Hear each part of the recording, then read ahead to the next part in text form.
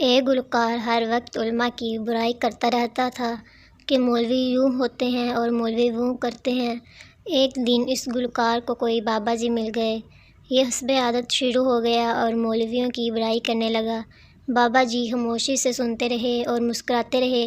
جب یہ بول بول کر تھک گیا تو بابا جی نے کہا، بھائی تیرا گلوکاروں کے بارے میں کیا خیال ہے؟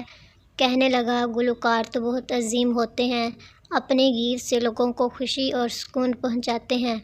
بابا جی نے فوراً کاغذ کا ایک ٹکڑا نکالا اور اس کے سامنے رکھ کر فرمایا، بیٹا اس پر لکھ دو کہ جب میں مروں تو میرا جنازہ مولوی سے نہیں کسی گلوکار سے پڑھوایا جائے۔ یہ سنتے ہی وہ خاص باختہ ہو گیا اور کہنے لگا، نہیں نہیں، یہ تو ممکن نہیں۔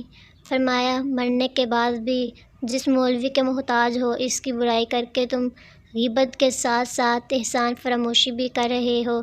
کہتے ہیں گویے کو بابا جی کی بات کی ایسی سمجھ آئی کہ اس کے بعد دین کا علم حاصل کرنے لگا اور بہت بڑا عالم دین بن گیا۔